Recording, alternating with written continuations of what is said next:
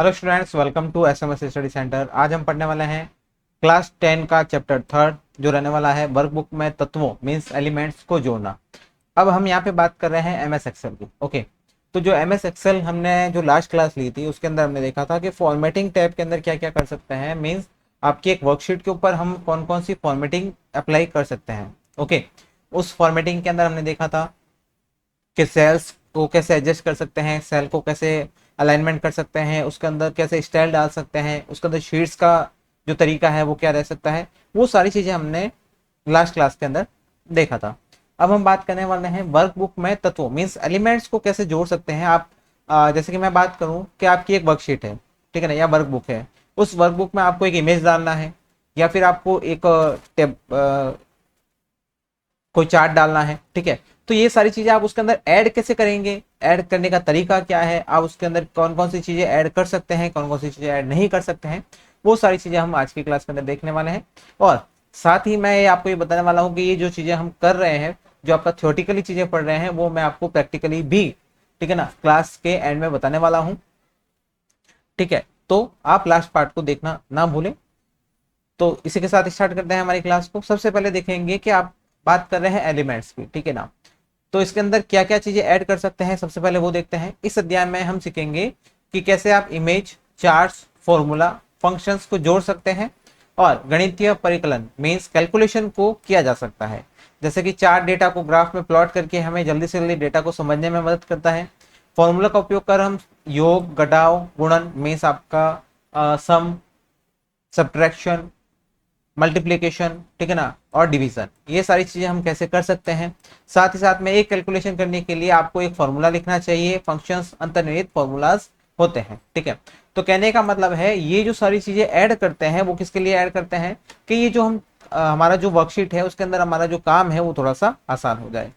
अब सबसे पहला जो हेडिंग है वो है हमारा इमेज को जोड़ना, ठीक है ना। 3.1 क्या कहता है? 3.1 कहता है कि एक इमेज को कैसे जोड़ सकते हैं। या देखिए मैं आपको प्रैक्टिकली भी बताने वाला हूँ साथ साथ में, ठीक है ना। और यहाँ पे डायग्राम के थ्रू भी आपको बताने वाला हूँ कि ये चीजें कैसे ऐड करनी है। सबसे पहले आपको कहाँ जाना है? सबसे पहले आपको जाना है इंसर्ट टैब के अंदर।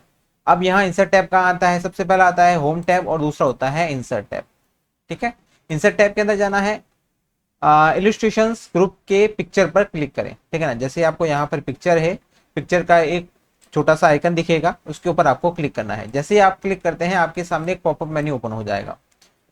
चित्र के स्थान से चित्र का चुनाव करें और एंटर दबाएं या इंसर्ट बटन पर क्लिक करें। चित्र एक्सेल सीट पर जुड़ जाएगा। फॉर्मेट टैब को सक्रिय करने के लिए पिक्चर पर क्लिक करें। चित्र में आवश्यक परिवर्तन करने के लिए उपयोग विकल्प का उपयोग करें। या देखिए, सबसे पहले आपको इंसर्ट के अंदर जाना है, फिर पिक्चर के ऊपर क्लिक करना है। पिक्चर के ऊपर क्लिक करके आपका जहां पर वो पिक्चर या इमेज है वहां उस लोकेशन पे जाना है। आपको वहां पे डबल क्लिक कर सकते हैं या फिर इंसर्ट पे भी क्लिक करके आप उसको ऐड कर सकते हैं। जैसे ही ऐड करेंगे तो आपकी पिक्चर वहां पर ऐड हो जाएगी। उसके बाद आपको क्या करना है, पिक्चर ऐड होने के बाद जैसे आप पिक्चर के ऊपर वापस से क्लिक करते हैं तो यहाँ पर आपको एक और टैब दिखाई देगा जिसे हम कहते हैं फॉर्मेट टैब, ठीक है ना। फॉर्मेट टैब क्या करता है? उस पिक्चर के ऊपर आपको जो फॉर्मेटिंग करनी है वो आप फॉर्मेटिंग उस पिक्चर के ऊपर कर सकते हैं। ये देखिए, जैसे आप यहाँ पर पिक्चर पे डबल क्लिक करते हैं तो यहाँ पर आपको home, insert, page layout, formulas, data, review और व्यू, उसके अलावा एक पिक्चर का टूल दिखाई देगा जो है फॉर्मेट, ठीक है ना।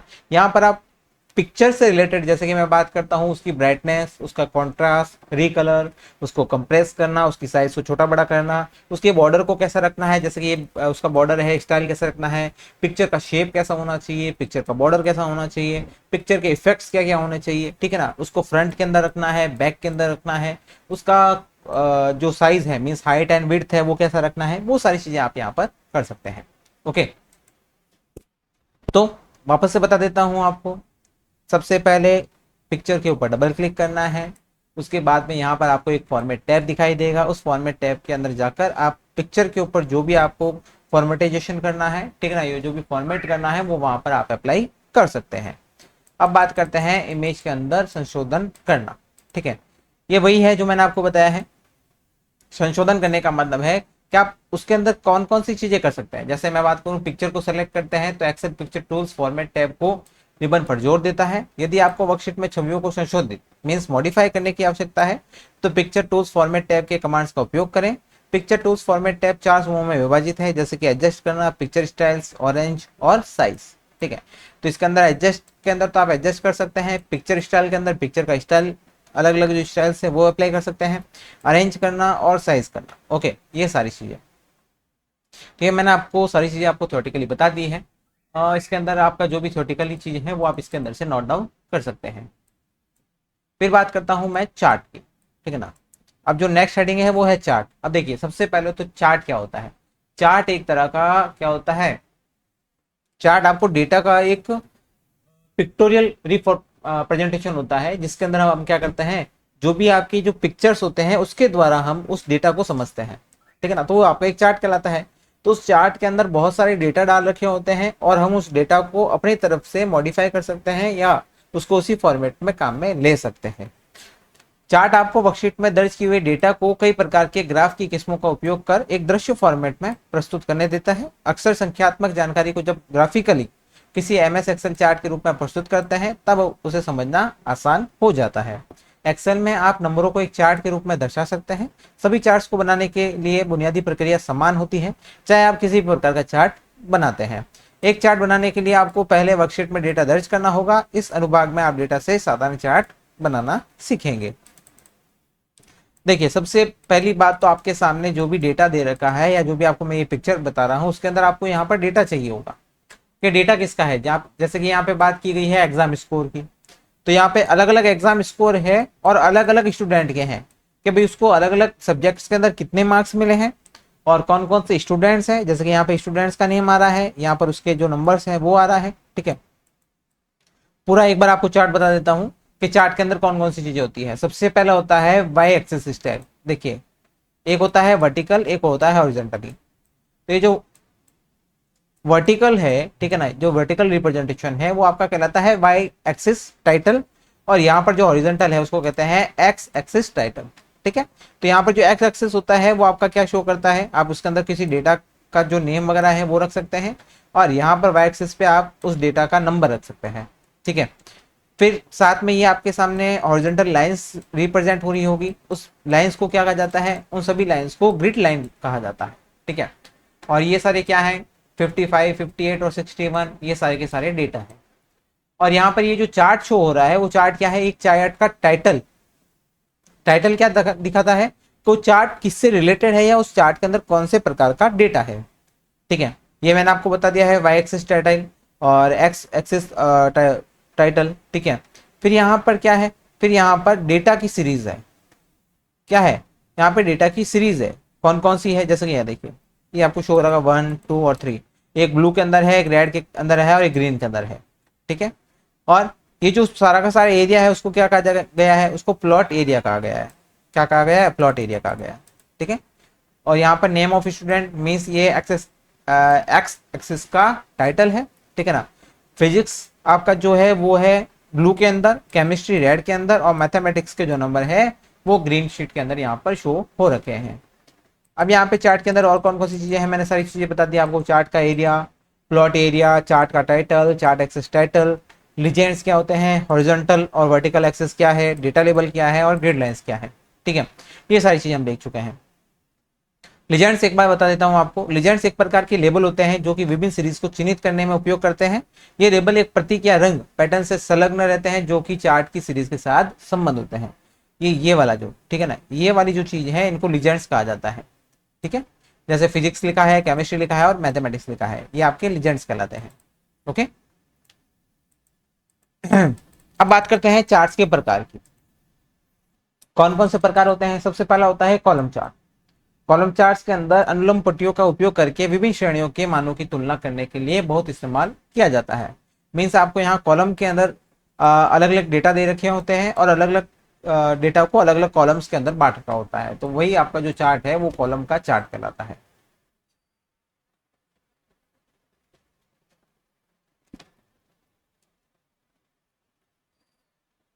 फिर बात करते हैं लाइन चार्ट की। सामान्य पैमाने के रिलेटिव समय के साथ निरंतर डेटा को प्रदर्शित करने के लिए लाइन चार्ट का उपयोग करते हैं।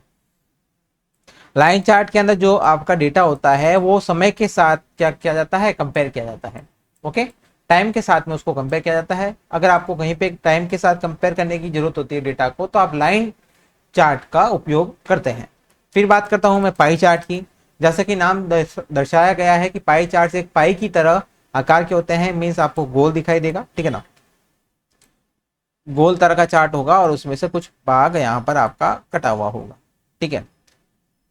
उसमें पाई चार्ट बहुत उपयोगी होते हैं। एक पाई चार्ट केवल डेटा की एक श्रृंखला प्रदर्शित कर सकते हैं, ठीक है।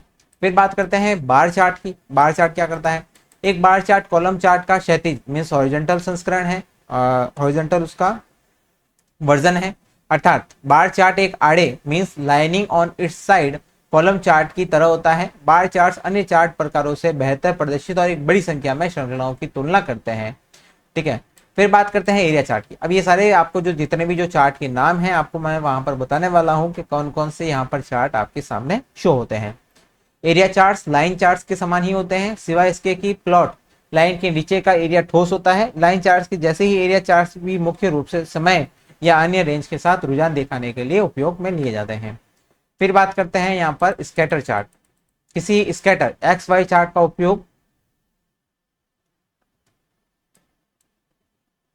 यह निरीक्षण करना है कि कैसे दो श्रृंखला के मान की समय या अन्य रेंज के ऊपर तुलना होती है। एक्स वाई चार्ट और अन्य चार्ट में केवल इतना अंतर है कि एक्स वाई चार्ट में दोनों अक्ष मान प्रदर्शित करते हैं, अर्थात इनमें कैटेगरी अक्ष नहीं होता है। सामान्यतः इस प्रकार के चार्टों का उपयोग दो वेरिएबल्स के बीच संबंधों को दर्शाने के लिए उपयोग में लिया जाता है।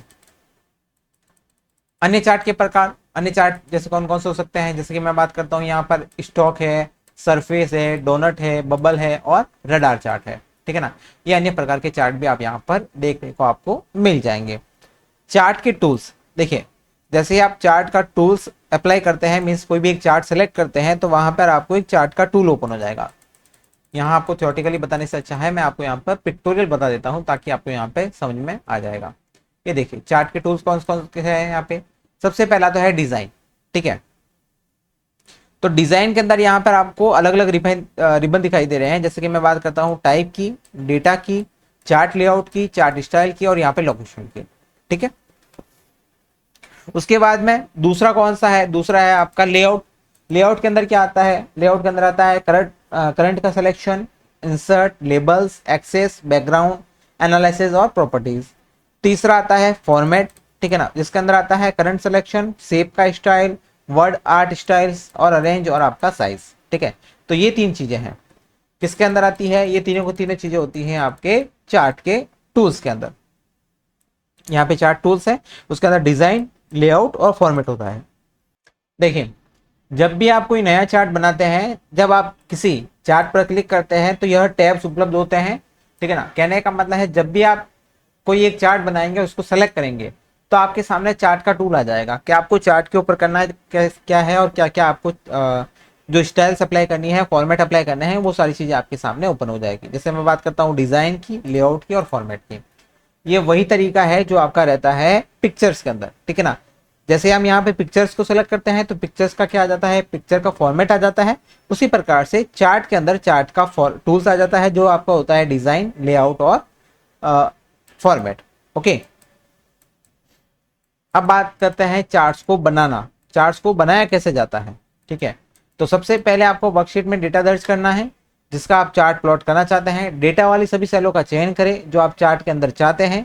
इंसर्ट टैब पर क्लिक करें, चार्ट ग्रुप में से कोई चार्ट टाइप का चार्ट उठाएं, आप उसको क्लिक करें, चार्ट के टाइटल का चयन करें। एक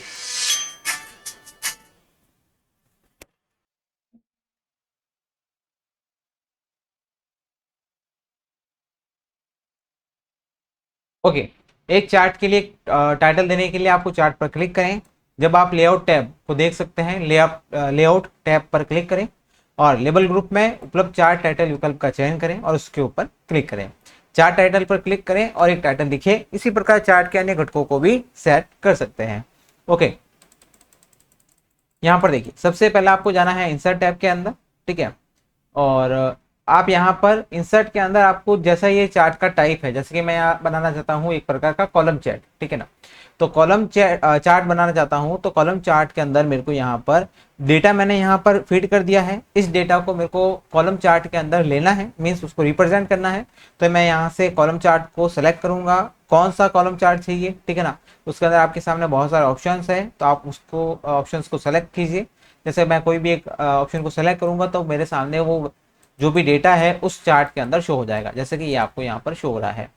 मैंने यहाँ पर शो किया है एग्जाम स्कोर, और ये आपका सारा का सारा क्या है, डेटा की रेंज है, ठीक है। और ये डेटा का यहाँ पर एक्स एक्सेस है जिसके अंदर आपका जो डेटा है, जैसे कि मैं बात करता हूँ अजय, अखिल, अनिल और अतुल, इनके नेम है।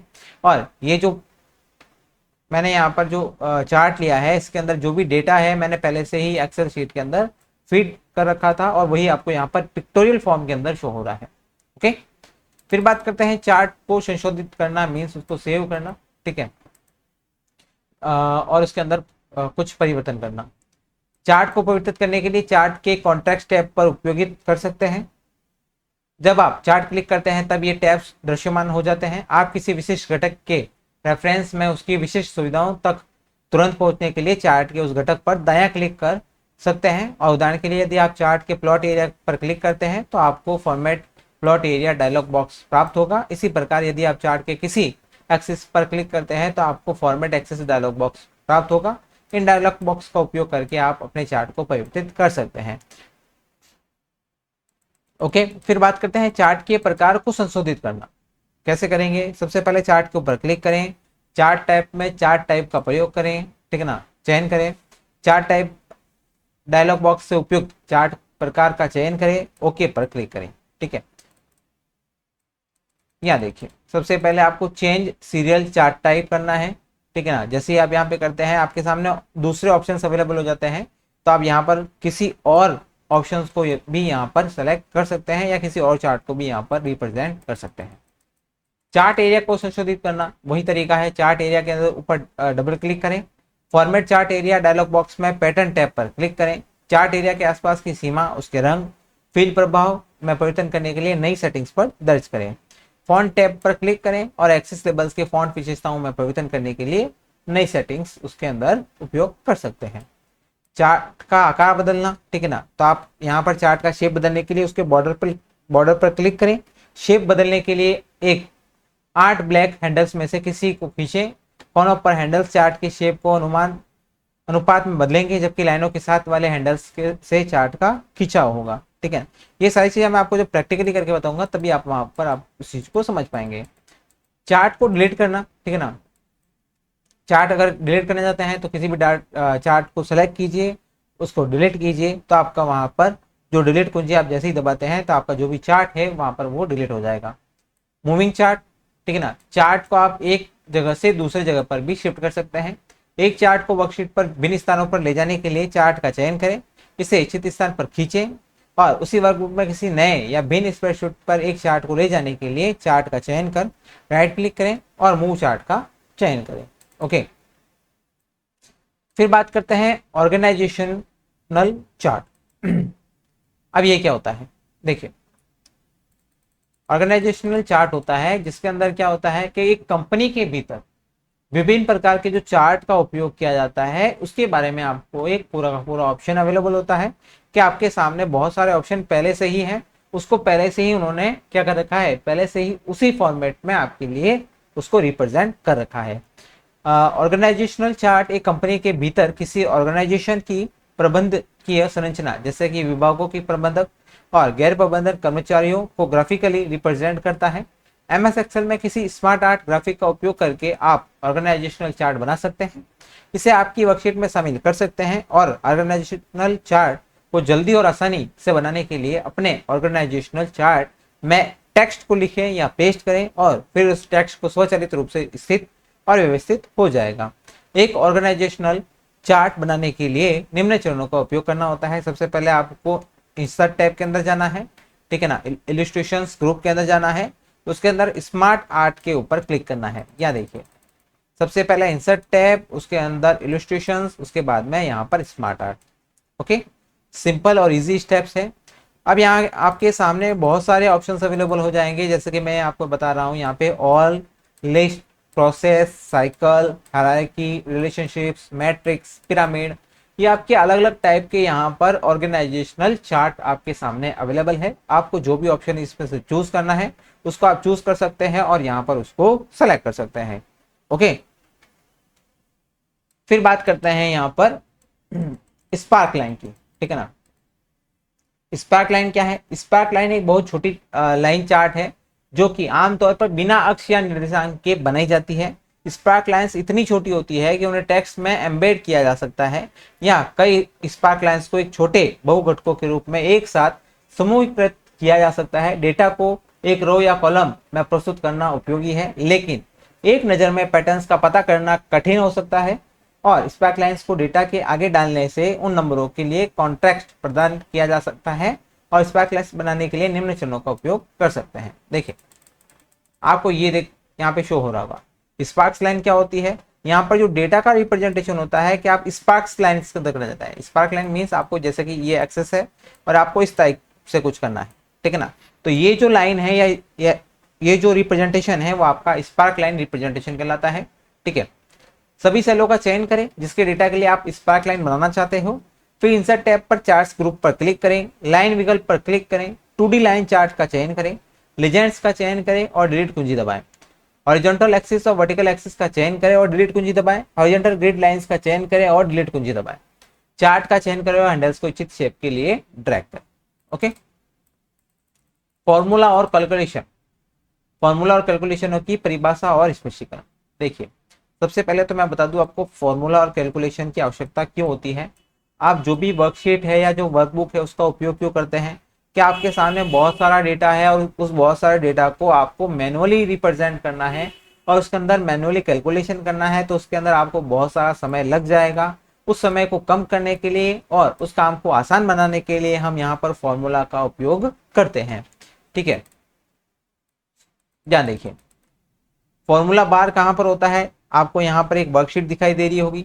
वर्कशीट के अंदर यहाँ ऊपर की तरफ, ठीक है ना, यहाँ पर ये जो बार है उसको कहा जाता है फॉर्मूला बार, ठीक है ना। जहाँ पर एफ आपको शो हो रहा है इक्वल टू 3 इंटू 4 प्लस 7 जो शो हो रहा है वो एक तरह का फॉर्मूला बार कहलाता है, ठीक है।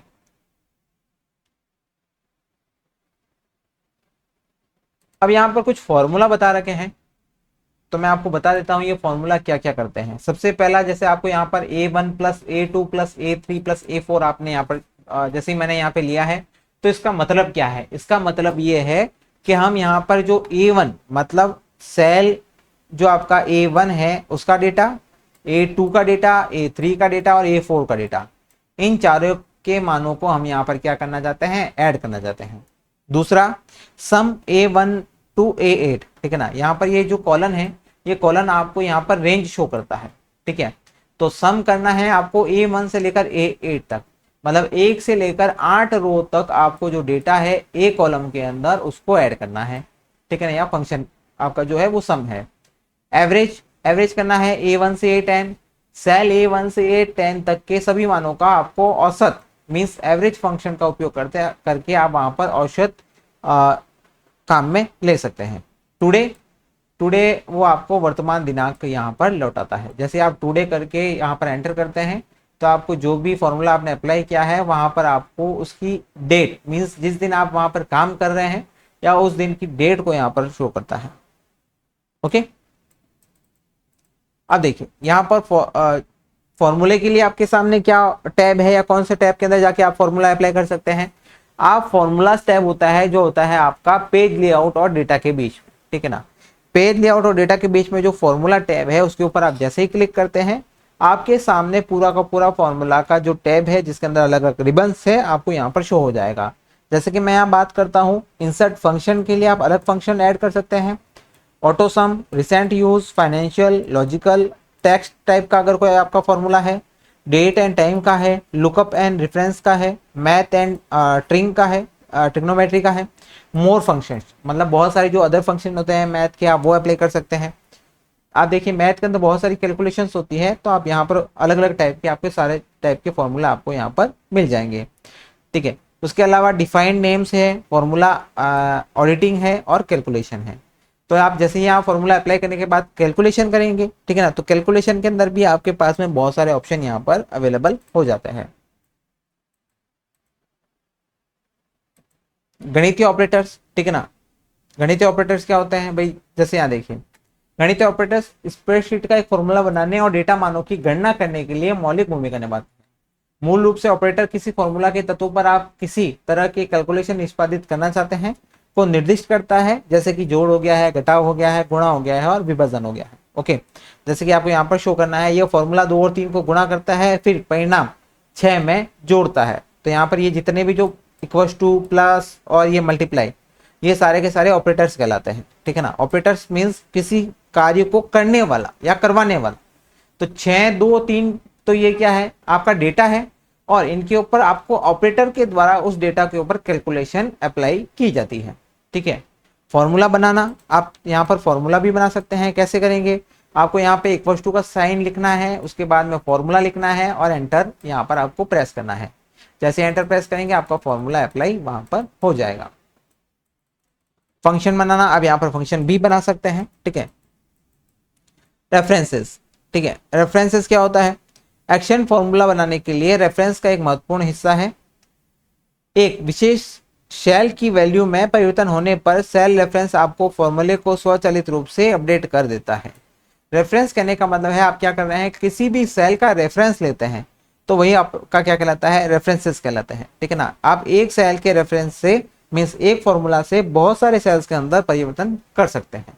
ठीक है, ओके, डिफॉल्ट रूप से सेल रेफरेंस रिलेटिव होते हैं। उदाहरण के लिए A1 कॉलम या रोज या दोनों की लोकेशन से पहले एक डॉलर चिन्ह को जोड़ने से रेफरेंस एब्सोल्यूट हो जाता है। जब सेल रेफरेंस में डॉलर चिन्ह को जोड़ते हैं तो रेफरेंस का वही भाग एब्सोल्यूट बनता है, जो एक सेकेंड, जो क्या करता है आपका, जो सीधे डॉलर चिन्ह के बाद होता है और पूरे सेल रेफरेंस को स्थिर रखने के लिए डॉलर चिन्ह को कॉलम और रोज दोनों की लोकेशन से पहले जोड़ते हैं। उदाहरण के लिए $A, $1। देखिए अब यहाँ पर डॉलर का क्या मतलब है। ठीक है ना, यहाँ पर जो ये बताया गया है एब्सोल्यूट रेफरेंस, वो क्या कहलाता है। देखिए कभी कभी ये होता है कि आपको क्या करना है, एक सेल है, एक सेल के अंदर आपने कोई वैल्यू रखी है, जैसे मैंने रखी है यहाँ पर 5। ओके, अब मैं चाहता हूं इस 5 का रेफरेंस लेते हुए मैं जो बाकी सेल्स के उसके अंदर जो डेटा है उसको मल्टीप्लाई करूं इस डेटा के साथ में। तो आपको एक वैल्यू है जो फिक्स है। ठीक है ना, जैसे कि आपकी जो 5 है वो वैल्यू फिक्स है। इस वैल्यू को फिक्स रखते हुए आपको क्या करना है, इस वैल्यू को फिक्स रखते हुए आपको जो बाकी डेटा के सेल है उसके साथ में उसको मल्टीप्लाई करना है या उसके अंदर कोई फॉर्मूला अप्लाई करना है। तो आप क्या करेंगे, आप अगर कॉलम को क्या करना चाहते हैं, किसी एक कॉलम को एब्सोल्यूट मींस स्थिर रखना चाहते हैं या कांस्टेंट बनाना चाहते हैं, तो आप उस कॉलम के आगे क्या करेंगे, डॉलर का साइन लगा देंगे। अगर आपको रोज के आगे करना है तो आप रोज के आगे डॉलर का साइन लगा देंगे, जैसे कि यहाँ पे शो हो रखा है $A और $1। ठीक है ना, इससे क्या हो गया है, A1 के अंदर जो वैल्यू है वो आपकी क्या होगी, अब एब्सोल्यूट हो गई है, अब उसको आप परिवर्तित नहीं कर सकते हैं। ठीक है ना, मतलब उसी का रेफरेंस लेते हुए, जैसे कि यहाँ पर 5 है तो उस 5 का रेफरेंस लेते हुए ही दूसरे सेलों के अंदर चेंजेस कर सकते हैं, लेकिन इसके अंदर कोई भी चेंज नहीं होगा, ये वैल्यू आपकी क्या रहेगी, फिक्स वैल्यू रहेगी। ठीक है, फॉर्मूला कॉपी करना इजी है। आप किसी भी एक सेल के अंदर फॉर्मूला अप्लाई कीजिए, उसको एंटर कीजिए, उसके बाद में यहाँ पर क्या करेंगे, आप यहाँ इसके कॉर्नर, राइट साइड के कॉर्नर के अंदर जैसे आप माउस को ले जाते हैं तो आपका एक प्लस का साइन दिखाई देता है। आप उसको ड्रैग एंड ड्रॉप करेंगे तो ये सारे के सारे जितने भी सेल्स के उसके अंदर ये सारा फॉर्मूला अप्लाई हो जाएगा। ठीक है ना, लेकिन ध्यान रखिएगा ये अप्लाई क्या करता है, इस वैल्यू को अप्लाई नहीं करेगा। अब यहाँ पर जो A2 और B2 है तो यहाँ पर आ जाएगा A3 B3, यहाँ पर आ जाएगा A4 B4, यहाँ आ जाएगा A5 B5। ठीक है ना, तो इस चीज को ध्यान रखिएगा। यहाँ पर कॉलम्स के साथ में रोज की वैल्यू भी चेंज होगी, कॉलम आपका सेम है लेकिन यहाँ पर रोज की वैल्यू को यहाँ पर वो चेंज करेगा। ओके, तो यही आपका कहलाता है रेफरेंस करना, सेल का रेफरेंस करना।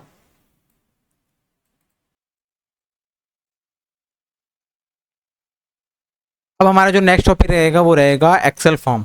ओके, तो ये देखेंगे हम नेक्स्ट क्लास के अंदर कि एक्सेल फॉर्म क्या है। उसके साथ में हम देखने वाले हैं कि एक्सेल के अंदर टेबल कैसे ऐड कर सकते हैं, उस टेबल के अंदर आप डेटा को कैसे एडजस्ट कर सकते हैं, उसके अंदर फॉर्मेट क्या क्या कर सकते हैं, और फॉर्म्स के अंदर कौन कौन से आप फॉर्मेट अप्लाई कर सकते हैं, वो देखने वाले हैं हम कल की क्लास के अंदर। ऐसे ही वीडियो पाने के लिए हमारे चैनल को लाइक, शेयर एंड सब्सक्राइब करना ना भूलें। Thank you so much.